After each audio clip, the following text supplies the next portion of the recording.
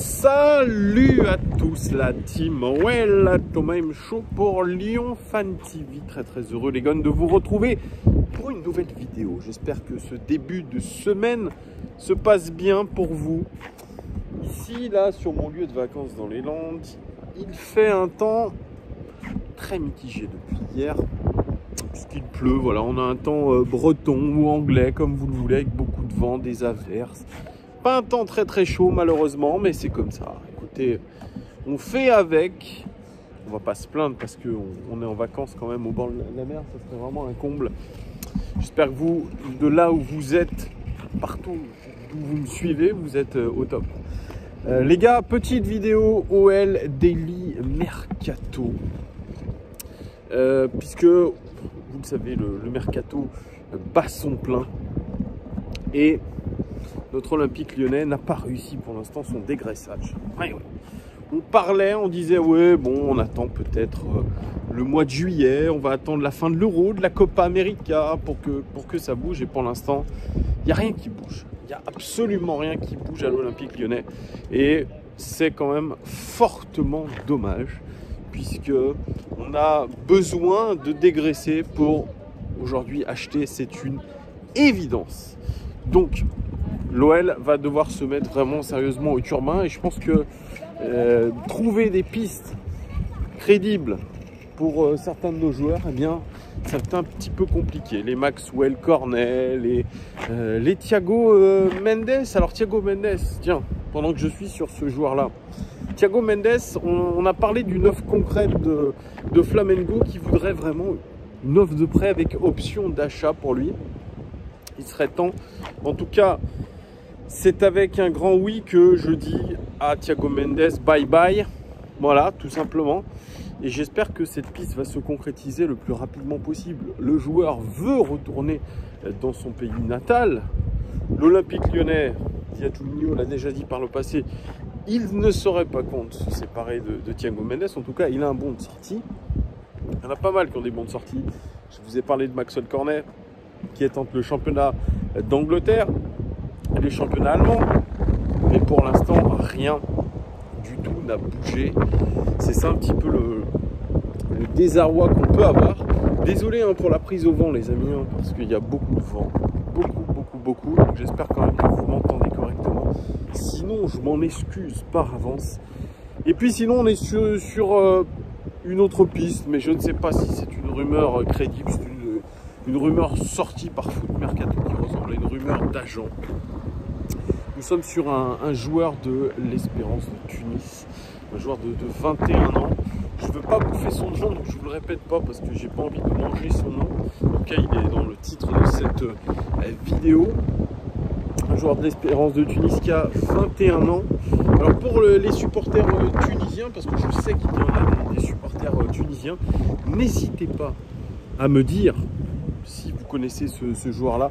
Il joue à l'Espérance de Tunis, il a 21 ans, il a été formé en Tunisie, donc à l'Espérance de Tunis. Il a marqué dans le championnat tunisien quelque chose comme 10 buts et fait 8 passes décisives. C'est un joueur créatif, plutôt milieu de terrain offensif, meneur de jeu, mais il peut jouer aussi relayeur. C'est intéressant techniquement. Voilà, c'est un joueur type maghrébin. N'y voyez rien de péjoratif. C'est pas du tout le cas puisque, à l'image de ce que je vous avais dit pour Ferrat, le joueur typé maghrébin, c'est celui qui va faire beaucoup de technique, qui a beaucoup de technique balle au pied, qui est plutôt à l'aise techniquement. Donc voilà pourquoi je vous ai dit ça, un petit peu à la Riyad Mahrez, si on peut dire les choses comme ça. Voilà, un joueur maghrébin extrêmement technique. Et franchement, quand j'ai vu les vidéos le concernant, eh bien je l'ai trouvé vraiment très intéressant par sa qualité technique. Moi, ce qui me pose déjà interrogation, c'est que nous multiplions les pistes au milieu de terrain. Je pense que l'OL s'apprête peut-être à voir partir certains joueurs, donc il faut les remplacer. Mais aujourd'hui, me dire qu'on peut recruter un joueur qui coûte, selon Transfer Market, 2,5 millions d'euros. Un joueur, d'ailleurs, qui avait été déjà cité la saison dernière pour rejoindre l'AS Saint-Etienne, ou Dijon, ou Lorient. Écoutez, je suis pas emballé par cette rumeur d'agent. même si le joueur est très intéressant techniquement. Vraiment, il est élégant, il est à l'aise techniquement, ça se sent. Mais voilà, écoutez, le niveau du championnat tunisien, je pense pas que ce soit quand même le niveau du championnat d'un championnat majeur européen.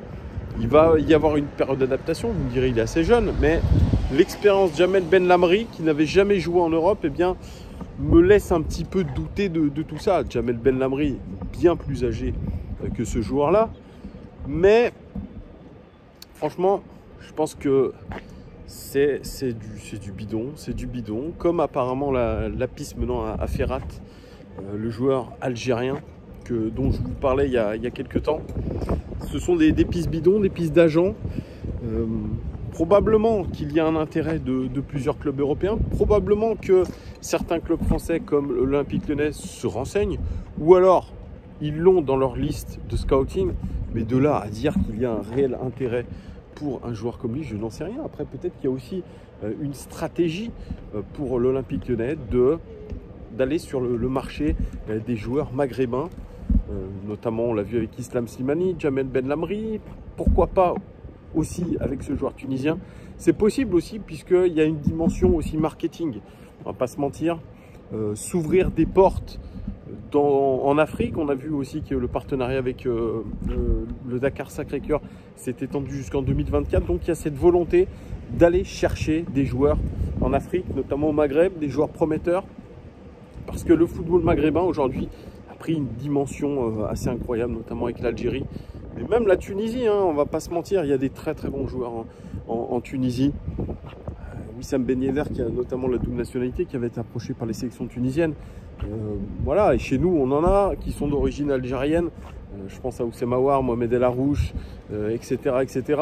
D'autres qui sont aussi d'origine africaine, qui sont très très intéressants aussi dans notre équipe. Donc il y a franchement cette volonté pour l'Olympique Lyonnais d'aller scouter du côté de l'Afrique, et je trouve que c'est très bien. C'est très bien puisqu'il y a énormément de talents. Je pense aussi à Sinali Diomandé, qui a été scouté du côté de la Côte d'Ivoire et qui a montré tout l'étendue de son talent, en tout cas des bribes de son talent, puisque aujourd'hui il est en constante progression. Sinali Diomandé, le jeune Habib Keïta aussi est un petit peu dans cette lignée. Bon, je trouve ça très intéressant, une nouvelle fois, d'aller vers ce football africain, maghrébin, mais aussi plus africain en termes continental.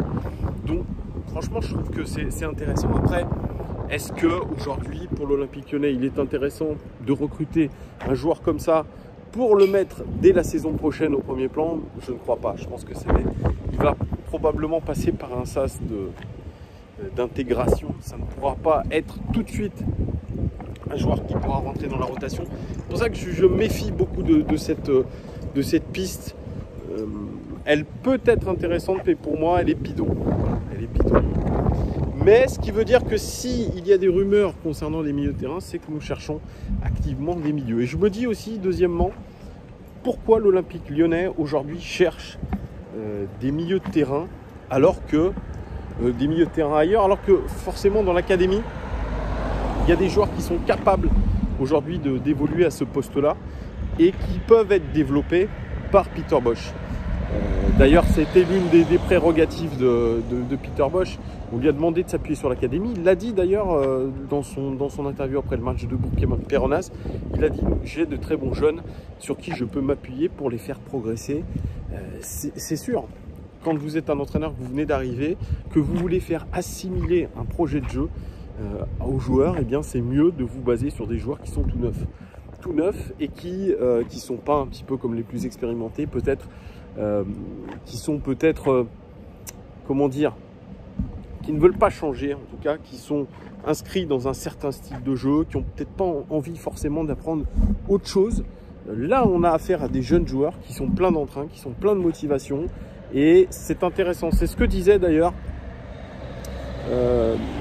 des entraîneurs allemands comme Thomas Tuchel, voilà, qui était l'un des précurseurs de ces entraîneurs un petit peu allemands.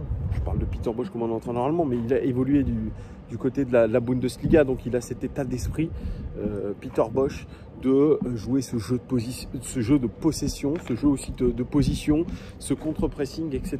De mettre en place ces principes de jeu, eh bien c'est plus évident quand vous avez affaire à des jeunes joueurs.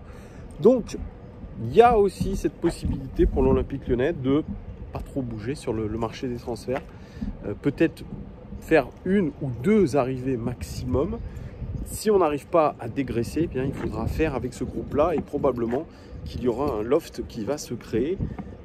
Donc on en saura un tout petit peu plus dans, je pense, les prochains jours, les prochaines semaines. En tout cas, je me ferai un plaisir de pouvoir les partager avec vous. Dites-moi, vous, en commentaire, les amis, ce que vous pensez de cette piste menant à ce jeune joueur tunisien. Allez voir une vidéo de lui. Dites-moi si ça peut être intéressant. Et qu'est-ce qui pourrait être intéressant pour nous? Est-ce que finalement, ce football, ces footballeurs africains qui ont été notamment formés en Afrique, peuvent aujourd'hui être peut-être l'avenir de l'Olympique Lyonnais et pouvoir vraiment nous montrer tout l'étendue de leur talent et progresser surtout et faire progresser notre club, parce que je le dis, il y a vraiment un vivier extrêmement incroyable en Afrique. Aujourd'hui, ce vivier peut-il être un vecteur de progression pour notre club? Dites-le moi en commentaire, je serais très intéressé de vous lire. N'hésitez pas, les amis. Voilà, abonnez-vous, très important, partagez cette vidéo, très important, et mettez la cloche aussi pour avoir toutes les news quand une nouvelle vidéo sort. Je vous souhaite évidemment un très bon début de semaine, les amis, et je vous dis à très très vite. S'il y a d'autres news mercato, j'en parlerai avec vous, sinon on se retrouve pour le match ou les matchs, puisqu'il y aura 2 matchs samedi entre l'OL et Villefranche et l'OL et Wolfsburg. Ça sera au Groupama Stadium avec 40 000 spectateurs. Normalement, il y a ce pass sanitaire, les amis. Ça aussi, c'est un sacré bordel. Je ne sais pas comment ça va s'organiser. En tout cas, il va falloir se mouiller la nuque pour pouvoir accéder à tous nos loisirs. On verra bien comment ça se passe. Allez, gros bisous les amis, et je vous dis à très bientôt. Allez l'OL, ciao!